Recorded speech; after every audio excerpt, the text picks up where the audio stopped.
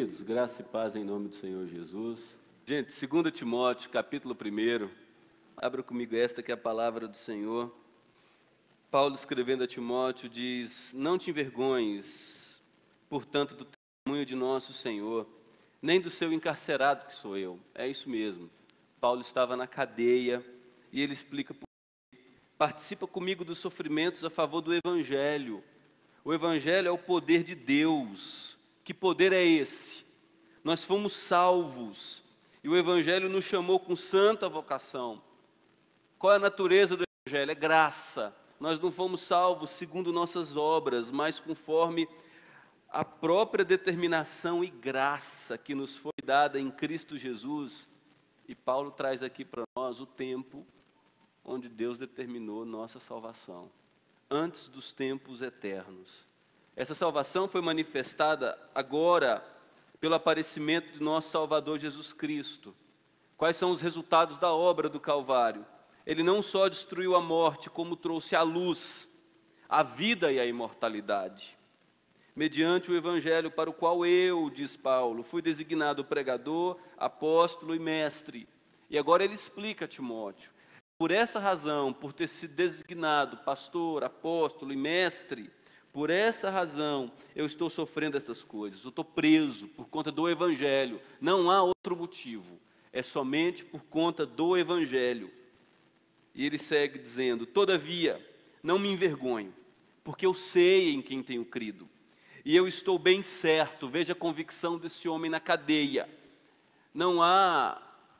Ele não está balançado, ele não está titubeando. Eu estou bem certo de que este Deus é poderoso para guardar o meu depósito, a minha vida, até aquele dia. E agora ele olha amorosamente para Timóteo, seu filho na fé, amado profundamente por ele, e diz: Timóteo, mantenha o padrão das sãs palavras que de mim ouviste, e faça isto com fé e com o amor que está em Jesus Cristo. Em segundo lugar, Timóteo, guarda o bom depósito, mediante o Espírito Santo que habita em nós. Eu sugiro isso aqui a nós como temática: por que continuar firmado na fé cristã? Nós vivemos tempos muito loucos e os tempos vão piorar. Recentemente eu tive a oportunidade de começar a assistir aquela série Sense8 na Netflix. Eu fiquei impressionado com a pansexualidade daquele negócio. O único relacionamento, ou os raros relacionamentos héteros, são todos conflituosos. O cara que faz a cirurgia, toma os hormônios e por muitos anos veste de mulher, se torna mulher, se relaciona com... É um homem, biologicamente um homem, fez a cirurgia, mudou o sexo, mas ama uma mulher e recebe um órgão de borracha dessa mulher no genital que foi criado nele. Falei, que é isso? Era uma determinada cena na primeira temporada, os 8, naquela relação complexa de sexualidade, de um em cima do outro, se misturando com o outro. Falei, que mundo louco é esse? E vocês sabem muito bem do que eu estou falando, vocês convivem com isso no dia a dia. No Rio de Janeiro, já no meio do ensino médio, isso acontecendo já há uns 2, 3 anos, os meninos vão para as festas nos apartamentos e lá, em determinado momento, sem a presença dos pais, apagam as luzes e cada um pega o que tiver à frente, no escuro, não importa se tem barba ou não. Todo mundo pega todo mundo e no outro dia ninguém sabe quem pegou ou nem por quem foi pego. Então as coisas andam malucas demais. E no meio desse mundo em que a gente vive, qual a necessidade ou por que continuar firmados na fé cristã? Nossa fé é bombardeada continuamente pelos meios de comunicação em massa, pelas novas ferramentas tecnológicas. Tudo é apresentado a nós como relativo, a fé que você herdou de seus pais, ou a fé que você foi seduzido por ela de anos recentes ou de meses recentes para cá. É a fé que teoricamente te leva a Deus, mas a fé do budista, a fé do espírita, a fé do índio que sacrifica seu bebê, enterrando-o vivo, também é uma fé que do ponto de vista dele o conecta a Deus. Então o que faz da sua fé melhor que a do outro? O que faz da tua fé melhor que a fé daquele que tem fé na não fé, aquele que não tem fé nenhuma. Então, por que continuar firmado, não num tipo de fé específica, mas nas Escrituras? E no cristianismo, como a gente conhece, como cristianismo de fato, Bíblia, Jesus Cristo como morto e ressurreto. Porque eu e você devemos permanecer firmados nisso. Paulo vai responder a isso, mas antes, eu quero tratar com vocês de alguns motivos rápidos que podem contribuir para muitos abandonarem a fé. Sonhos de glória pessoal. Paulo, no final da primeira carta dele, nós estamos lendo a segunda, no capítulo 6, versículo 10, ele diz que o amor ao dinheiro é a raiz de toda espécie de males, é a raiz. E alguns, na cobiça, por amar o dinheiro, se desviam da fé e a si mesmos se atormentam com muitas dores. Em Mateus 6, Jesus chama o amor ao dinheiro de amor a mamon. O dinheiro, o coração dado, a construção de propriedades, de riqueza, de glória pessoal, é o amor dado a um Deus, mamon. Tem uma identidade pessoal, que rouba o nosso coração, que furta a nossa paz e que exige senhorio, exige que você e eu nos dobremos e o cultuemos. Essa é uma razão. Uma outra razão para abandono de fé é desapontamento com outras pessoas, amargura, perseguição, etc. Não estou identificado com a igreja onde eu estou, eu sei lá, eu não arrepio quando a música está sendo cantada, eu não sinto, eu não, sabe, tem muitos problemas, é um negócio aqui que eu vejo de errado, sabe, não gosto. Perseguição aqui, alguém maltratou minha família, eu fui maltratado, sofri desprezo, é um dos possíveis motivos. O outro é medo da própria perseguição. À medida que você vai aprofundando um pouquinho nas Escrituras, você vê que as Escrituras não trazem para nós aquele mar de rosa que é pregado normalmente no evangelho televisivo, de que tudo vai dar certo a partir do momento que você crê no Papai Noel chamado de Jesus Cristo. Quando você aprofunda o mínimo nas Escrituras, 5 centímetros debaixo d'água só, a Escritura deixa claro que, por amar a Cristo, você vai ser moldado, você vai tomar bofetões, você vai ser levado para o deserto, você vai ser quebrado de alto a baixo. E a imagem de Jesus será formada em sua vida, quer você goste ou não. E esse processo será doloroso. Como o ouro passa pelo fogo, você vai passar pelo fogo, querido. João capítulo 16, os lábios do próprio Senhor Jesus dizem a seus discípulos: estas coisas eu estou dizendo para vocês para que vocês tenham paz, paz em mim, de Jesus. No mundo, não é vocês passarão, está no presente do indicativo. Vocês passam por aflições. O original é presente do indicativo, faz parte da rotina da vida cristã, mas tem de bom ânimo, de Jesus. Eu venci o mundo. 2 Timóteo, essa mesma carta que nós estamos refletindo, capítulo 3, versículo 12, Paulo diz: ora, todos quantos, não há exceção, querem viver piedosamente, por piedosamente ele está dizendo aqui, quem quer levar a sério a vida com Deus? Todos quantos querem viver piedosamente em Cristo Jesus serão? Não tem justificativa, não tem exceção, não tem ninguém que vai fugir disso aqui. Quem quiser pagar o preço de amar Jesus Cristo morto e ressurreto e se identificar como seu discípulo, meu querido, vai remar contra a maré. E é uma correnteza que cada vez tem adquirido mais força, e te faz cansar mais. Você diz: eu vou morrer afogado, eu não consigo mais levantar, eu não tenho mais energias para lutar contra esse negócio. E vai piorar. Uma outra possibilidade de abandono da fé é superficialidade no entendimento bíblico. Romantismo a respeito da fé cristã. Como eu disse ainda há pouco, uma visão equivocada das Escrituras, de que tudo vai dar certo. Se Deus me ama, então eu não vou sofrer, não vou passar por dificuldades. E aí vem os primeiros embates, as primeiras crises, os abandonos, a namorada termina, o namorado termina, não passa no vestibular, não passa no concurso, não tem dinheiro no bolso, está 2, 3 anos estudando, termina a faculdade, está pós-graduado, mas as portas de emprego não abrem, nada alavanca na vida, as coisas não dão certo. Espera aí, que negócio é esse? Cadê as promessas de Deus na minha vida? O que eu estou fazendo de errado para Deus não mudar a história aqui, não agir? Será que realmente esse Deus tem pacto comigo, é fiel? Superficialidade no entendimento bíblico, aí vira as costas e diz: deixa eu tocar a minha vida, já que eu estou anos aí me dedicando a esse Deus e nada de bom tem acontecido comigo. Timóteo passava por um risco semelhante. Havia um problema, e esse problema é esboçado por Paulo nos versos 6, 8, 12, 13 e 14. Paulo diz: Timóteo, eu estou preso. E eu estou preso por causa do Evangelho. Eu estou preso por causa de uma pessoa e de uma mensagem. E eu dedico minha vida por essa mensagem. Timóteo, não se envergonhe de mim. Timóteo é filho da fé de Paulo. Diz nos Atos, capítulo 16, que quando Paulo chega na cidade, alguns discípulos dizem, tem um menino ali que vale a pena você trazer para perto, colocar debaixo das suas asas e acolher como teu filho. Esse menino ama Deus, ele tem fé, pulsante, vibrante, ele é entusiasmado, o coração dele está engajado. Quando Paulo observa Timóteo, diz, esse menino, é verdade o que falam a respeito dele. Paulo abraça Timóteo, traz ele como seu filho e começa a caminhar com Timóteo.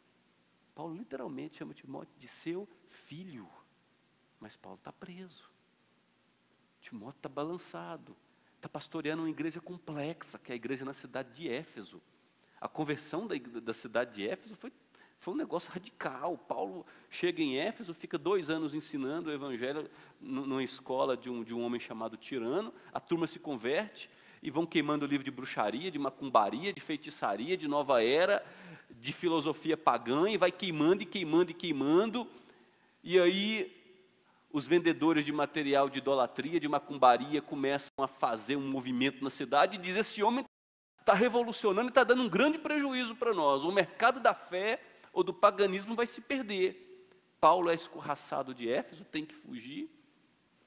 Anos depois, esse Timóteo vai pastorear esse povo, ex-gays, ex-travesti, ex-cheirador de crack, ex-mentiroso, ex-ladrão, ex-tudo. Olha só, que negócio complexo. Timóteo é um menino, personalidade sensível, frágil demais, gosta de ouvir músicas eruditas, personalidade de Timóteo, introspectivo. Não é de brigar, não é de enfrentar problemas olho a olho. Seu pai na fé está preso. Tem muita gente na igreja dizendo que ele é novo demais, que ele não devia nem estar pastoreando, ele não tem know-how, cacife, ele não tem autoridade para ser pastor. Menino, uma igreja complexa, cheia de problemas. Timóteo diz, será que não está na hora de eu sair do barco, não? Quando Jesus foi negado por Pedro 3 vezes, Pedro foge. Quando você chega em João capítulo 21, Pedro chama os demais discípulos e diz, vamos pescar de novo. Esse negócio de seguir Jesus é complicado. Vamos voltar para a pescaria. Timóteo talvez pensa, será que não está na hora de abandonar o barco? Olha só, o quanto a correnteza está ficando forte. E está ficando cada vez mais difícil remar contra a maré. Timóteo está no risco de perder o ritmo na corrida cristã, ou até mesmo negá-la, em virtude de várias das dificuldades, e algumas eu acabei citando aqui para vocês. O que Paulo faz? Paulo, ele traz aquilo que estava em suas mãos, está preso, cheio de limitações, preocupado com Timóteo. Paulo vai relembrar a esse menino, que é um jovem, com grandes responsabilidades sobre seus ombros, a sublimidade, a glória do Evangelho, das boas novas trazidas por Cristo Jesus, quando nasce de uma mulher, adolescente para o início da juventude, numa aldeiazinha paupérrima, qual o impacto que esse Cristo veio trazer ao mundo, e a vida de Timóteo. Paulo fala da sublimidade do Evangelho. E ele diz, o Evangelho é o que existe de mais sublime, Timóteo, porque através do Evangelho, pecadores como eu e você são salvos. Versículo 9, bem na parte inicial, Paulo diz, Deus nos salvou e nos chamou com santa vocação. Ponto. Timóteo, você sabe isso, não sabe? Você cresceu ouvindo isso na escola dominical, no culto doméstico, culto após culto. Você foi salvo dos seus pecados. A pergunta é, depois de tanto tempo ouvindo isso, qual é o impacto dessa afirmação e dessa verdade para a tua vida? Qual é o impacto de que os seus pecados foram perdoados por Cristo Jesus. Qual o impacto disso para a tua vida nesse momento? Indiferença, entusiasmo, lágrimas, indiferença, patos, o sentimento envolvido nisso. Qual o impacto disso? Eu sou um jovem. Fui salvo de todos os meus pecados. E não só isso. O versículo 9 diz ainda na parte inicial, com santa vocação. Isso aqui pode significar duas coisas. A salvação me leva para um propósito, ou a palavra vocação aqui também no original, significa festa. Deus me inseriu dentro da festa da Trindade. Uma salvação que me enche de regozijo, que me entusiasma. E eu quero dizer que eu tenho 37 anos. Eu saí recentemente da juventude. Hoje eu sou considerado, por essas regras de nomenclatura, um adulto jovem. Mas eu quero dizer que eu fico preocupado com o perfil da juventude que eu vejo no Centro-Oeste. É uma juventude que parece que parou de sorrir. Eu vou falar algumas coisas que vocês não vão gostar de ouvir. Parou de pular, de se tocar, de passar a noite acordada, tocando violão, tocando carrom, cantando. Uma juventude que não faz mais serenata. Uma juventude que não tem mais os namoros, namorica aqui, namorica ali. Moçada, vocês estão vivos. Lembrem-se disso. Vocês estão vivos. Eu vou dizer, parece mentira, tá? Mas vocês estão vivos. Primeiro ponto. Timóteo, você foi salvo.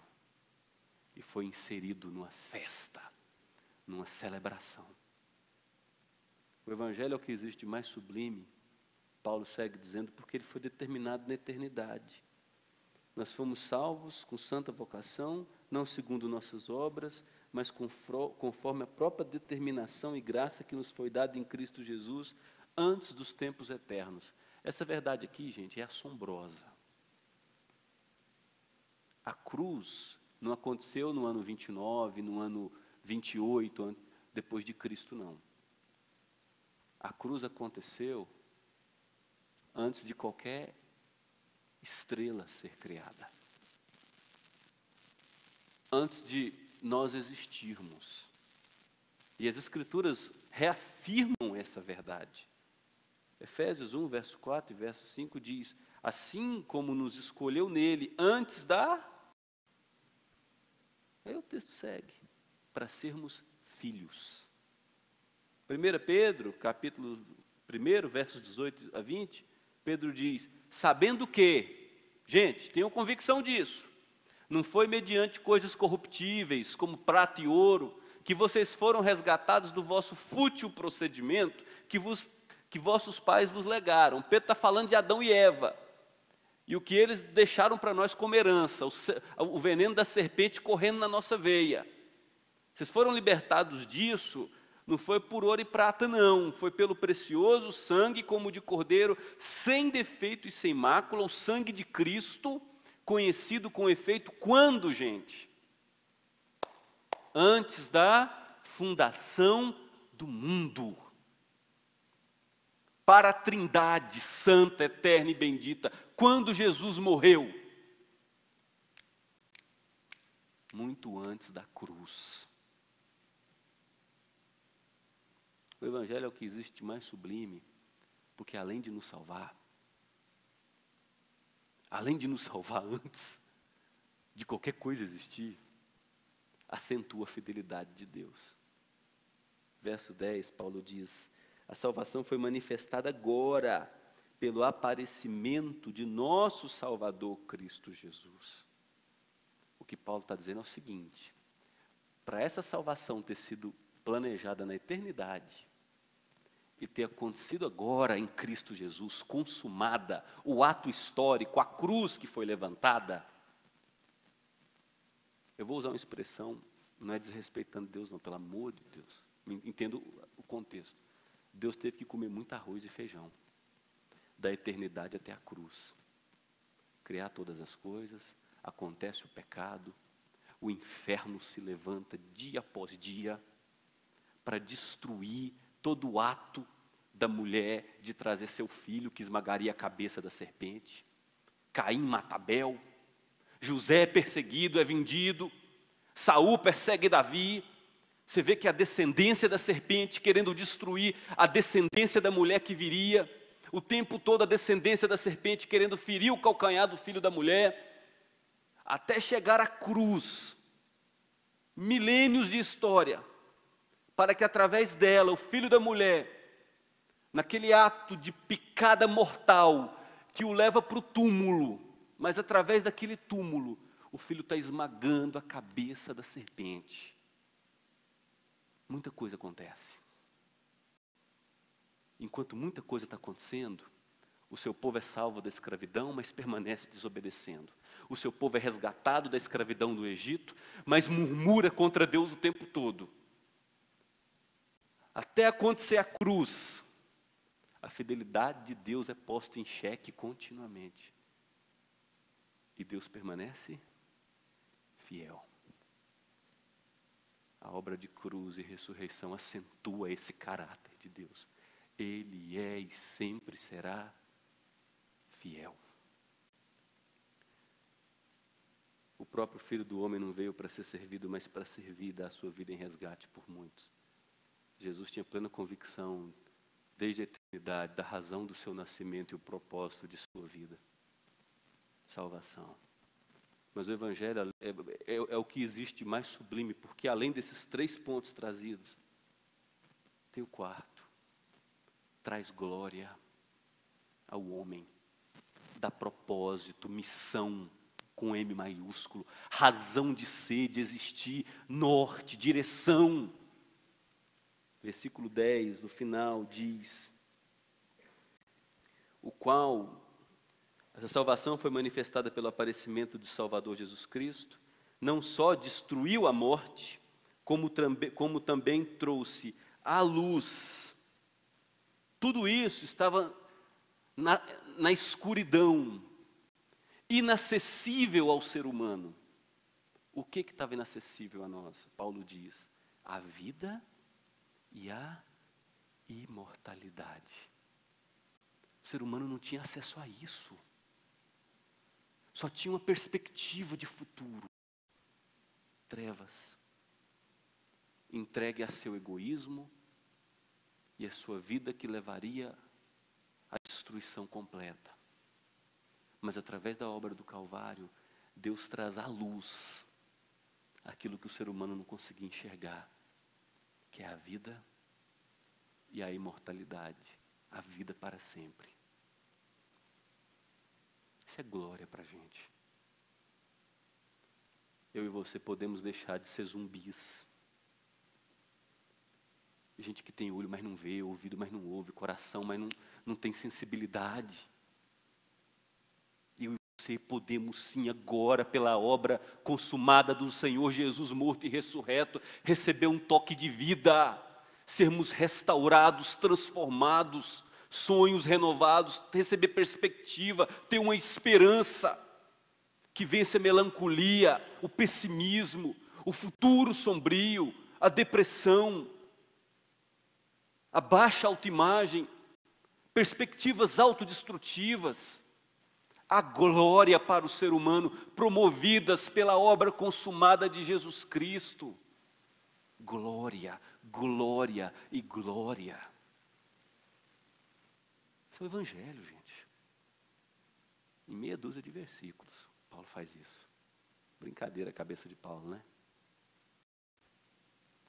O Evangelho dá propósito à vida, para o qual eu, para o qual, olha a direção do texto, eu, diz Paulo, fui designado pregador.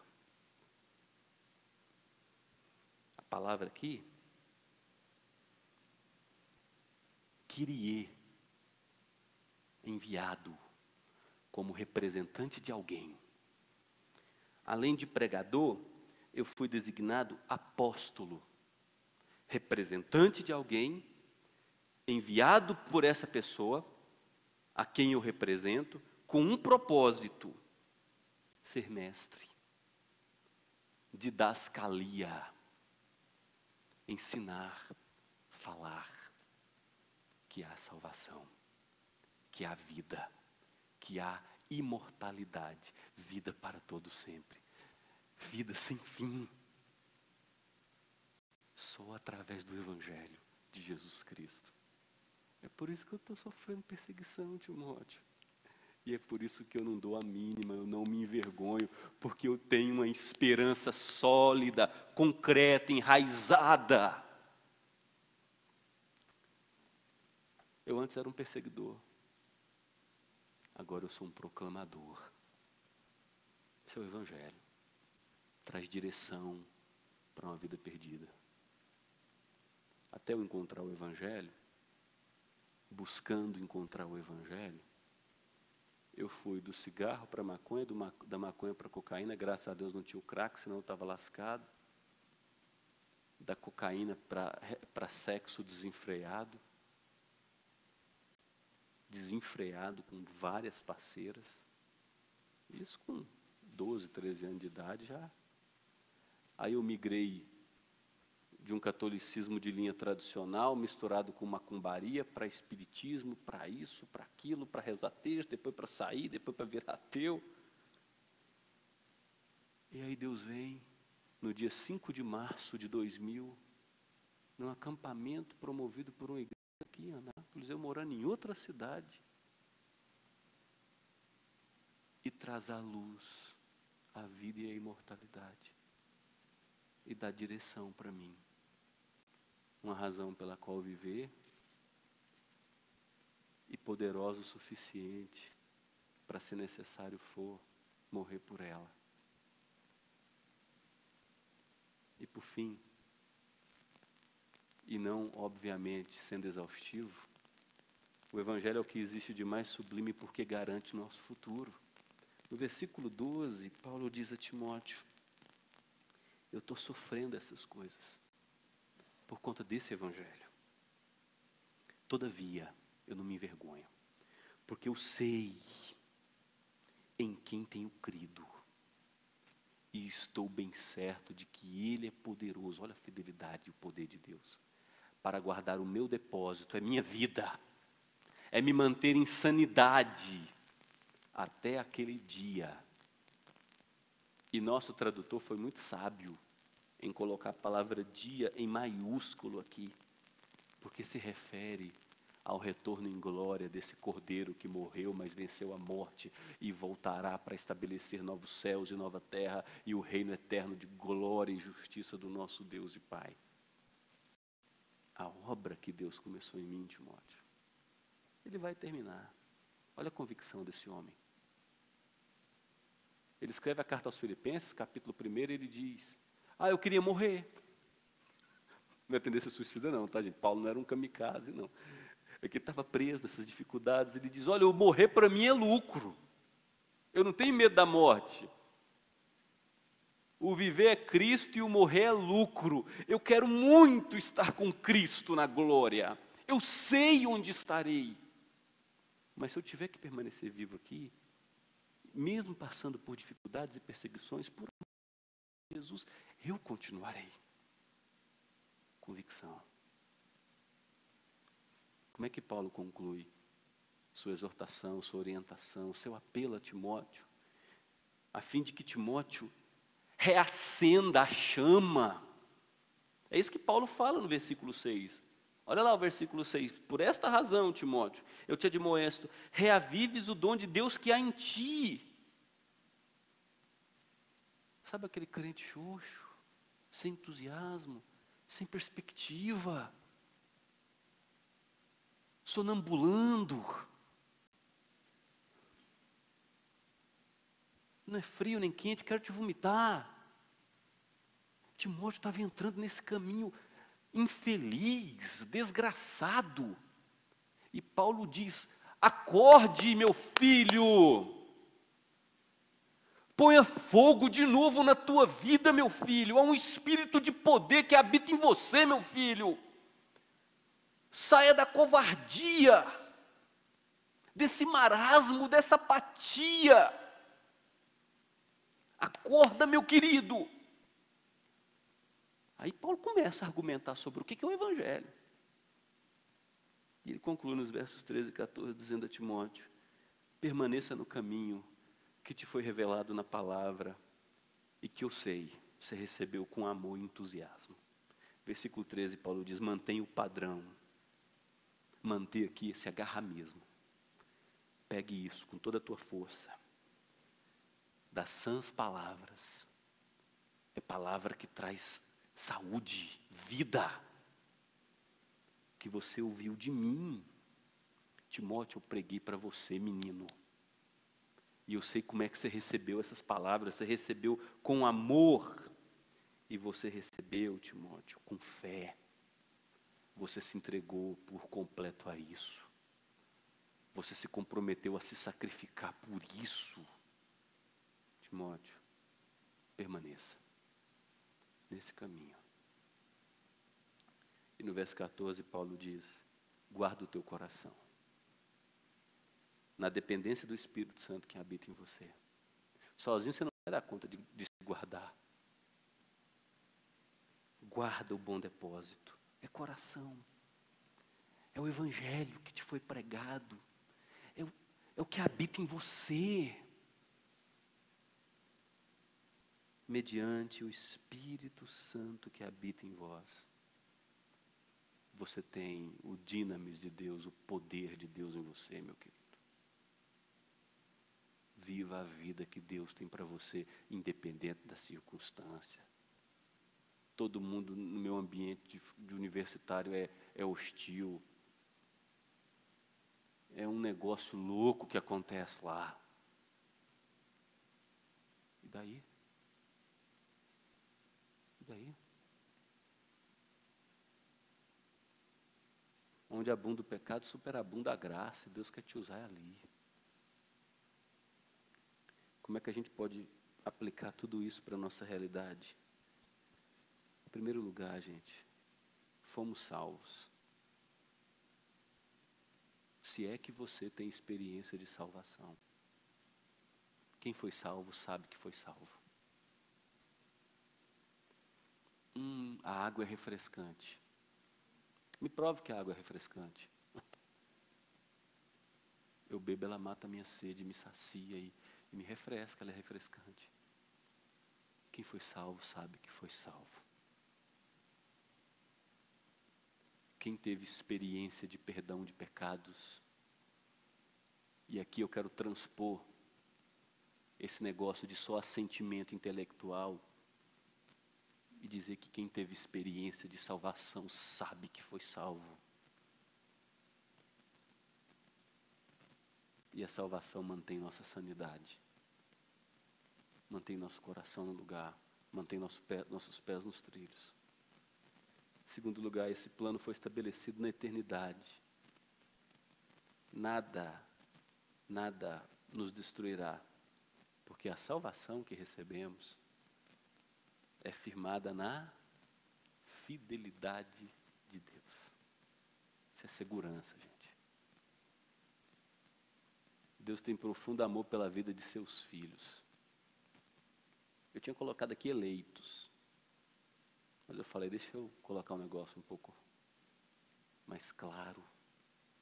Se você é filho de Deus, você que teve experiência de salvação, porque alguns aqui não tiveram,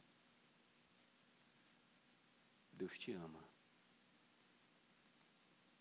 E aqueles que são amados por Deus nunca serão desamparados, ainda que passem pelo vale da sombra da morte, ainda que vivam conflitos infernais, num contexto de família adoecida, uma realidade socioeconômica crítica. As circunstâncias não podem cancelar o amor de Deus por sua vida. Fomos trazidos à verdadeira vida, nossos olhos veem. E se você enxerga tudo isso a respeito do que eu tenho falado nesses últimos minutos, você pode celebrar. É por isso que você pode cantar. Está sendo transmitido aqui ao vivo pelo Facebook. Eu posso dizer também que você pode dançar, olhando para a câmera. Em amor, alegria, entusiasmo, como jovens que são, oferecendo seu culto, ainda que racional, ao Senhor.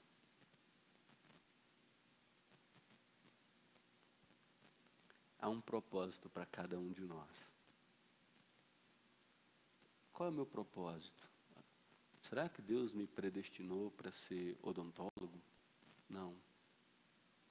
Deus te predestinou para ser filho dele, para amá-lo e para festejar a salvação que gratuitamente ele te deu.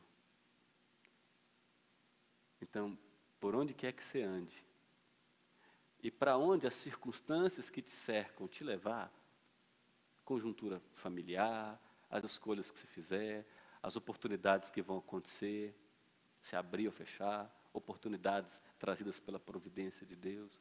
O que você fizer da tua vida, através de qualquer coisa, seja pastor, profeta e mestre, seja pastor, apóstolo e mestre, num sentido muito claro da expressão, ainda existem apóstolos hoje.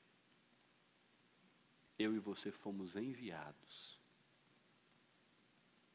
Um dos sentidos da palavra apóstolo é esse, enviado.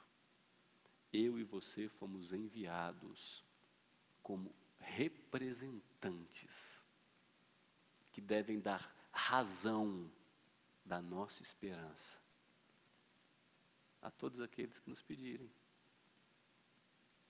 E quem conviver conosco e perceber que há vida e vida em abundância, exalando de nós, através de nós, vai querer saber a razão da nossa esperança. Que bom. Independente do que eu faça, como profissão, eu tenho um propósito muito maior. E por fim, jamais seremos abandonados. E agora eu quero convidar você a encontrar a resposta para essa pergunta inicial. Por que continuar firmado na fé cristã? É o que Paulo responde a Timóteo. Porque Deus, baseado em seu amor misterioso, isso é um mistério. Por que Deus ama pecadores como eu e você? Sei lá. Resolveu nos acolher. Você pode pôr a palavra eleger aí, se você é um calvinista de carteirinha. Eu sou, viu? Mas é importante a gente traduzir o evangelho para o século 21, tá, gente? Moçada que está fazendo seminário aí agora, ó. Não saia robotizado não, tá? O século 21 tem demandas. Traduz o evangelho para o povo entender. Deus resolveu nos acolher. Deu seu Filho para a nossa redenção, que você pode chamar aqui de salvação completa. Trouxe propósito para a caminhada, que é a nossa jornada diária, e garantiu plenamente o futuro. Por que continuar firme na fé cristã? Porque Deus me amou, me escolheu, me salvou, me dá propósito, me sustenta na jornada, e me salvará para todo sempre. É mole ou que mais? Eu não sei você, mas para mim está mais que suficiente. Não precisa de nem um pontinho a mais, já é ponto final, mas nem uma letrinha, nem uma palavrinha, nada. Está ótimo. Qual é o propósito de Paulo? Timóteo, reaviva o dom, meu filho. Põe fogo de novo nesse homem que está dormindo. Acorda, vibra, prega, prega, prega, prega. Você tem uma esperança. Fale em alto e bom som. Essa esperança te alcançou hoje, meu querido, porque jovens intelectuais, formados em medicina, em engenharia, nos cursos mais difíceis, lá no século XIX, resolveram sair de país de primeiro mundo, para vir para uma região esculhambada nas trevas, no chão, sem carroça, nem carroça tinha. Porque entendiam um propósito maior.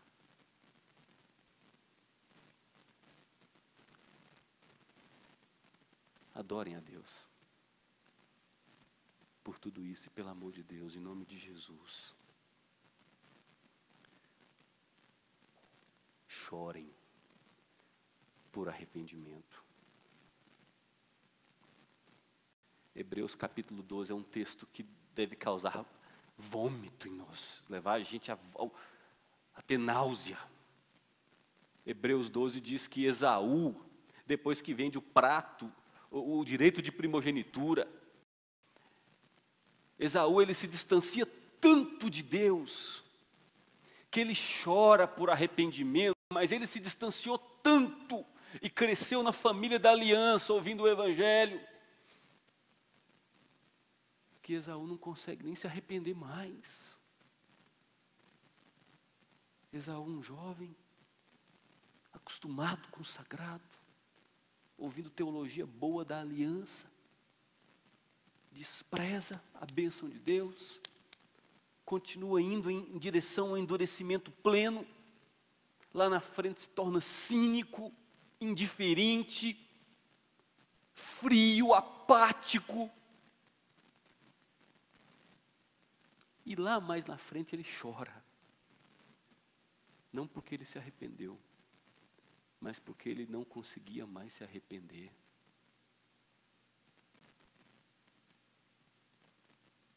Peça por fogo. Peça por avivamento. Peça por experiências profundas com o Espírito Santo. Peça poder. Peça e busque intimidade com Deus. Peça convertidos. Peça zelo, peça amor pelas Escrituras, peça amor por gente. Pare de brigar em rede social achando que você é um defensor de Deus, meu querido. E vá amar gente afundada em pecado e desamparada. Ame gente, tenha convicção do seu Deus, peça por propósito maior. Em nome de Jesus. Ainda pode ter jeito para a gente. Ainda pode ter jeito para a gente. Mas é preciso reavivar o dom de Deus. Paulo falou com um jovem. E nessa noite as Escrituras, mais uma vez, foram pregadas a jovens. E a mensagem de quase 2000 anos é a mesma para essa noite. Reaviva o dom de Deus que há em ti. Você não tem espírito de covardia, mas de poder, de amor e de moderação. O Evangelho é o poder de Deus para salvar todo aquele que nele crê.